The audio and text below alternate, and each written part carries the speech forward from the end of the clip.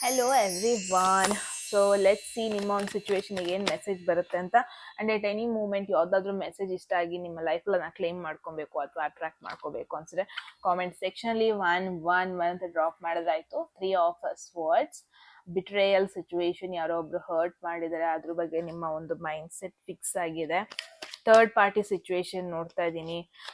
ರೀಸೆಂಟಾಗಿ ಯಾವುದೋ ಒಂದು ರಿಲೇಶನ್ಶಿಪ್ ಎಂಡ್ ಆಗಿದೆ, ಬಟ್ ಅದರಿಂದ ನಿಮಗೆ ಮೂವ್ ಆನ್ ಆಗೋದಕ್ಕೆ ಆಗ್ತಿಲ್ಲ, ಅದನ್ನ ಓಪನ್ ಅಪ್ ಆಗೋದಕ್ಕೆ ಆಗ್ತಾ ಇಲ್ಲ.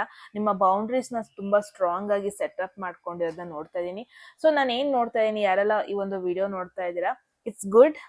ಅಗೇನ್ ನಿಮಗೆ ಗೈಡೆನ್ಸ್ ಬರ್ತಿರೋದು ಕೂಡ ಸೇಮ್ ಥಿಂಗ್. ಯಾರನ್ನಾಯ್ತು ಅವ್ರನ್ನ ಅಲೋ ಮಾಡಬೇಡಿ. ಪಾಸ್ಟ್ ಇಂದ ಕೂಡ ಯಾರೋ ಒಬ್ರು ವಾಪಸ್ ಬರೋದಕ್ಕೆ ಟ್ರೈ ಮಾಡ್ತಾ ಇರೋದು, ಆಲ್ರೆಡಿ ನಿಮಗೆ ಹರ್ಟ್ ಮಾಡಿದ್ದಾರೆ, ಆಲ್ರೆಡಿ ನಿಮ್ಮ ಒಂದು ಟ್ರಸ್ಟ್ ನ ಬ್ರೇಕ್ ಮಾಡ್ಕೊಂಡಿದ್ದಾರೆ.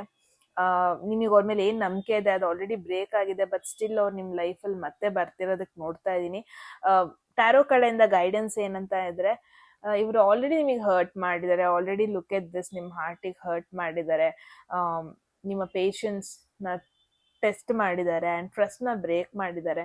ಇವಾಗ ಏನು ವಾಪಸ್ ಬರ್ತಾ ಇದ್ದಾರೆ, ಐ ಡೋಂಟ್ ಥಿಂಕ್ ಈ ಪರ್ಸನ್ ಮತ್ತೆ ನಿಮ್ಮ ಲೈಫ್ನ ಸ್ಟೇಬಲ್ ಮಾಡೋದಕ್ಕೆ ಬರ್ತಾ ಇದ್ದಾರೆ, ಮತ್ತೆ ನಿಮ್ಮ ಲೈಫಲ್ಲಿ ಪೀಸ್ ಕೊಡೋದಕ್ಕೆ ಬರ್ತಾ ಇದ್ದಾರೆ ಅಂತ ಐ ಡೋಂಟ್ ಥಿಂಕ್ ಸೊ.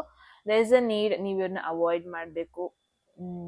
ಬೌಂಡ್ರೀಸ್ನ ತುಂಬ ಸ್ಟ್ರಾಂಗ್ ಆಗಿ ಇಟ್ಕೋಬೇಕು. ಯಾರು ನಿಮಗೆ ಹರ್ಟ್ ಮಾಡಬೇಕು, ಯಾರು ಮಾಡಬಾರ್ದು, ಅಟ್ಲೀಸ್ಟ್ ಅಷ್ಟು ನಿಮಗೆ ಕಾನ್ಫಿಡೆನ್ಸ್ ಬೇಕು, ಅಷ್ಟು ಅಟ್ಲೀಸ್ಟ್ ನೀವು ಬೌಂಡ್ರೀಸ್ ಹಾಕೋಬೇಕು ಅಂತ ಮೆಸೇಜ್ ಬರ್ತಾ ಇದೆ. ಓಕೆ.